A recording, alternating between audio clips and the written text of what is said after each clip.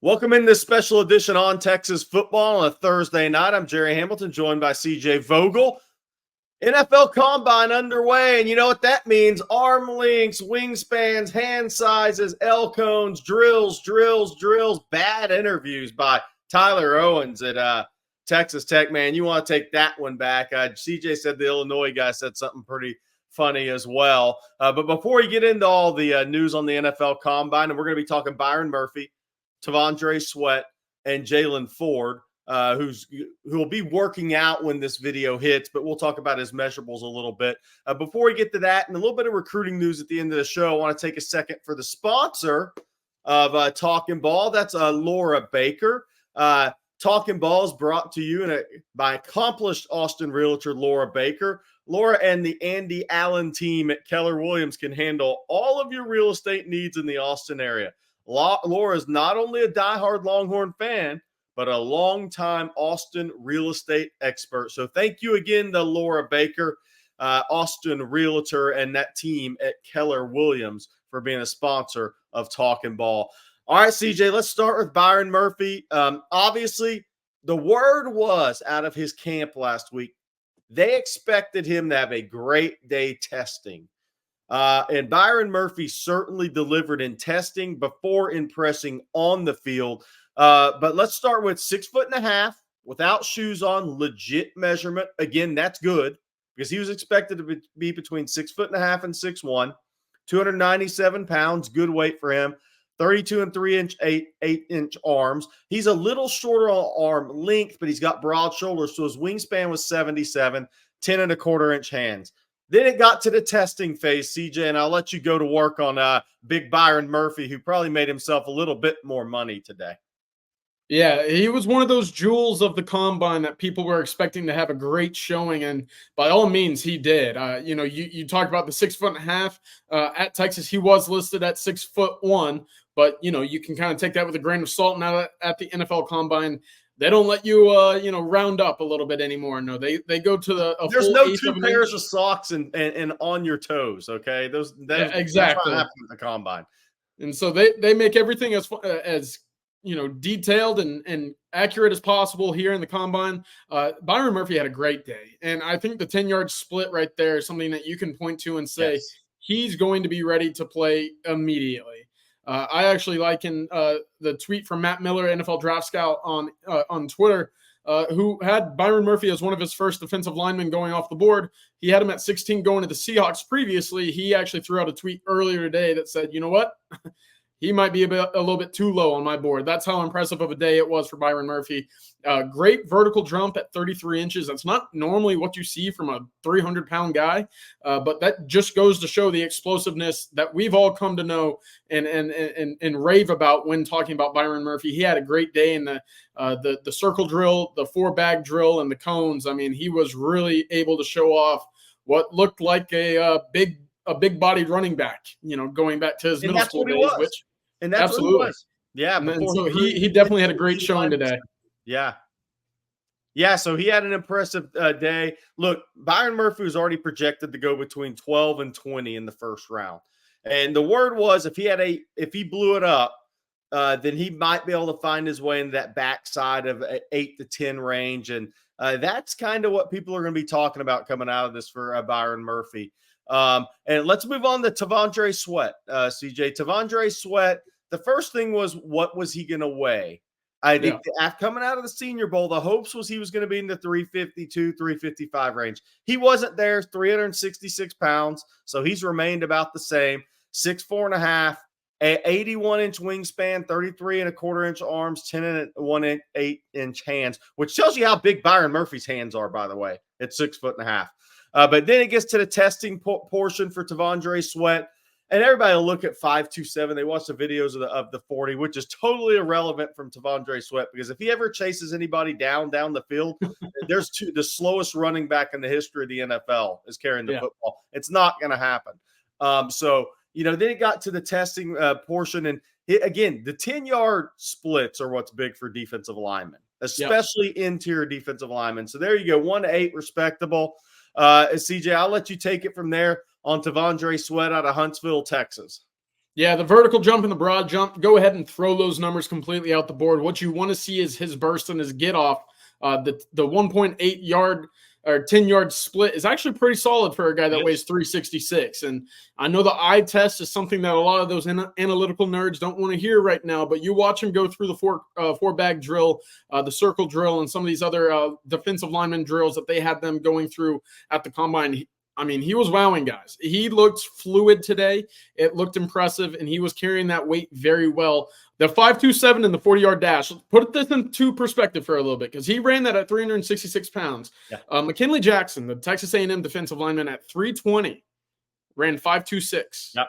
So that's a 45-pound difference at the same exact speed right there for T'Vondre Sweat. He really had an impressive showing in terms of what you wanted to see for a guy that big. You know, the times again, the broad jump, the vertical jump, I would imagine you don't want to have him jumping and leaping all that much. He's a guy that's going to be clogging run lanes and making sure that guys aren't reaching the second level. He showed what he needed to show. And plus, the question marks about his weight, he was listed at 365, came in at 366. So it stayed accurate. It stayed consistent right there, enough for NFL draft scouts, in my eyes, to kind of sit back and say, all right, we know what we got and what he is as a prospect. I think it's going to be interesting. So Texas Pro Day is March 20th.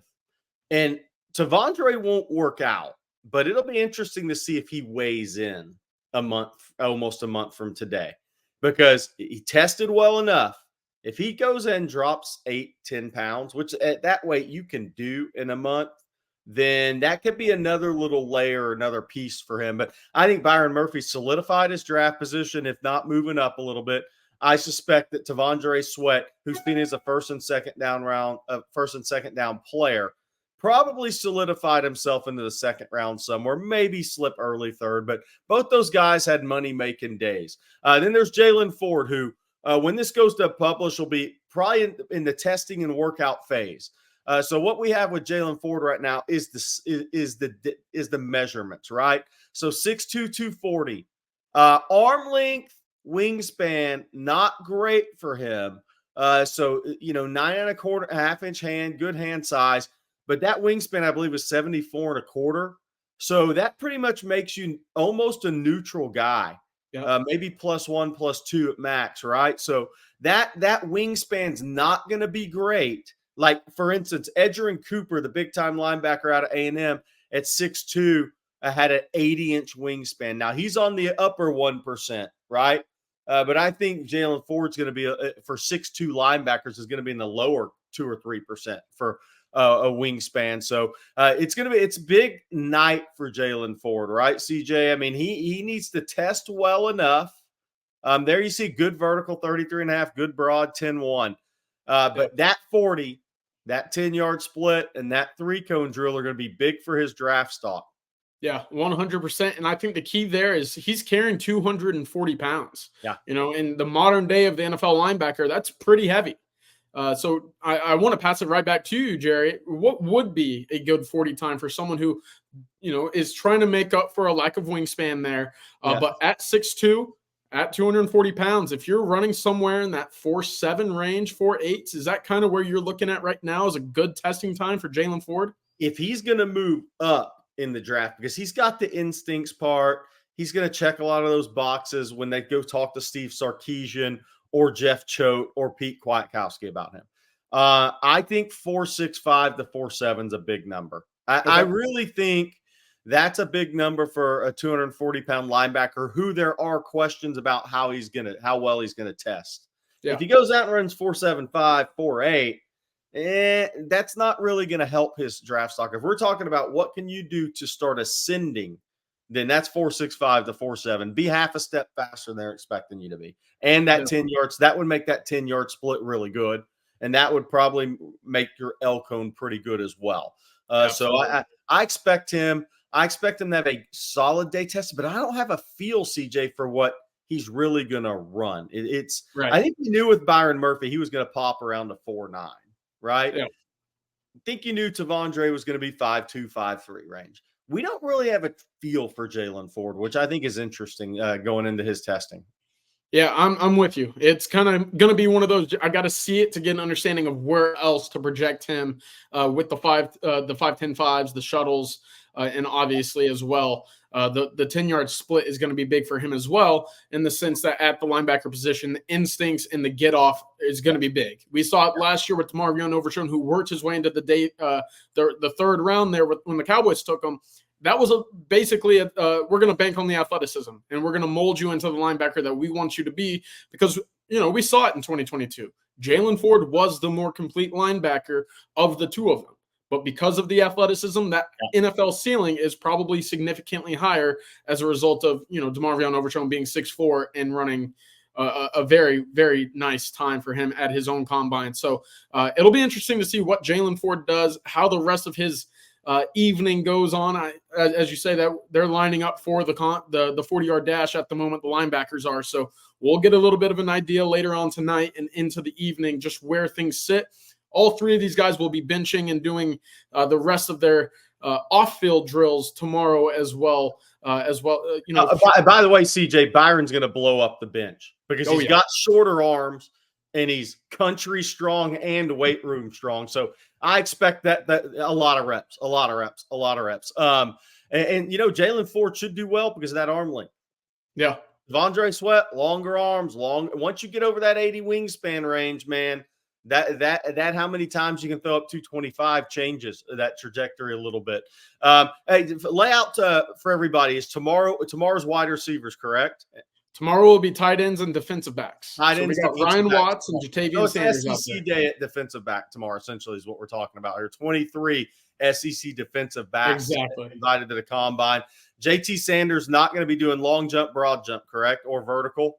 That's absolutely, yep. So he's going to test in the running, but not the explosive vertical drills, essentially, is what's going to happen there. So maybe protecting his stock a little bit and saving it for pro day. CJ, before we get out of here, we just want to hit on a little recruiting stuff, update everybody. We've added more official visitors. We broke the majority of the news here about official visits here since Sunday, those visit dates, who's visiting. So I'm just going to go through real quick and just line it up for everybody. So June 7th, we added 2 official visitors, June 7th through 9th weekend. That is Caleb Chester, the corner out of Fort Bend Marshall. He will also visit Texas A&M June 21st through 23rd, Arkansas, the 14th through 16th. Caleb Chester out of Fort Bend Marshall. They have 2 of the top 2026 prospects in the country. Texas has offered both of those guys. But Caleb Chester was at January 20 Junior Day. It's a school Blake Gideon recruits, but Terry Joseph has been recruiting him for months now. So Caleb Chester's on that corner board. Where is he near the top? Is he a secondary guy? Falls in the secondary guy with the visit. We'll see if that changes in the spring evaluation period. Then there's Cortland Guillory, one of the later offers, the January offers. He was kind of a junior riser at Klein Oak High School in the Houston area. He will visit Texas on June 7th through 9th as well. He'll also be at Texas on, I believe, March 23rd for an unofficial visit. By the way, Caleb Chester will be in Austin April 13th for an unofficial visit. One of those defensive back weekends for sure. And then Brandon Brown, who we had reported, he told me yesterday, he thought as Texas official he was coming in right after the Tennessee visit, which was June 7th through 9th. So he initially told me 10th through 12th. I think, I don't know if it, us putting it out or what, but he put out today that it's June 14th through 16th. So I don't know if Texas got in contact with him. Hey, well, hold on now. We want you on the 14th through 16th. There may have been some miscommunication there. But Brandon Brown locked in for the 14th through 16th, the Texas defensive line commitment, who in 4 years will absolutely blow up the combine, by the way, if he stays healthy. He will blow it up. But he's also going to visit Tennessee June 7th through 9th and USC June 21st through 23rd. Texas, USC are going to be battling on some guys. So that one will be that June 14th weekend, huge visit weekend for Texas. Gerry, real quick on Brandon Brown, how big is it that Texas A&M and the Florida schools have not yet received an official visit date for him? Yeah, I think Florida and Miami could. I think Florida's going to be in this one because, look, he has 2 family members that played at Florida, right? The new defensive line coach has made him a priority more than Sean Spencer is interesting, who is at A&M now, but A&M is going to continue to work on in Miami. I think Ohio State may try to make a run there as well. So Penn State is for sure. So we'll see what happens there. Then Riley Pettijohn is June 14th. linebacker from McKinney with USC on the 21st through 23rd. Kelshawn Johnson, receiver from Hitchcock, 4-star. All these guys, 4-stars we're talking about. Yep. Texas, 14th through 16th. USC, 21st through 23rd. So they can just be on the same flights, essentially, or when they land in LAX together. So those are some of the key 14th dates. We have not heard Ricky Stewart, by the way, the running back from Chapel Hill, is also June 14th through 16th. One other update today, John Mills, the offensive lineman out of St. Ignatius in San Francisco, 4-star offensive guard, 6'6", 325. He's been on campus 3 times. He'll be back April 6th for an unofficial, but his June 14th through 16th official visit, we broke a while back. That's been locked in. John told me today, May 31st through June 2nd will be his Washington official visit. Washington and Michigan that's the competition for John Mills. He's had 4 or 5 family members that were college athletes at the University of Washington. So that CJ, that visit list continues to build. That 21st through 23rd weekends building as well. So we're gonna see probably 4 times this many names added to this June official visit list here in the next 2 or 3 weeks. Yeah, it's going to be loaded, and we're going to have all that for you on ontexasfootball.com, an ongoing list, a running list of updates, visitors, new additions, everything from now to the beginning of spring ball to the spring game and into the official visitors in June until the dead period. And then the 4th of July fireworks really start to kick off from there, but we'll have all the visitors and updates on ontexasfootball.com. So come join us, come join the community. We should be having a number of updates from now until the end of the week with the combine, obviously, and then recruiting as well. But Gerry, anything else tonight? Or are we about to wrap this one up? No. I mean, big couple of days coming up at the combine. Like big day for Ryan Watts tomorrow, right? Definitely. His testing, his 40, his 10-yard, his L-cone. It's a big day for him because he's one of those guys that's on that marginal. Is he going to get drafted or is he going to be a free agent? A big testing day for him tomorrow at defensive back. And then obviously Xavier Worthy, A.D. Mitchell, all those guys the day after as well. So 11 guys at the combine. What will Keelan Robinson run? I think a lot of Texas fans are wondering on that one as well. So a big couple of days coming at the combine, and we'll be here to cover it all on TexasFootball.com. We have a big thread going right now, about 100 responses already on the combine that we're going to keep going for 3 days, and we'll continue to add the visitors. So for CJ Vogel, I'm Gerry Hamilton. Thank you again to Laura Baker for being the sponsor of today's show. Laura Baker, Austin Realtor of Keller Williams Realty. Texas fans, we'll talk to you again soon, tomorrow morning, tomorrow afternoon, and we'll break it all down. Thank you.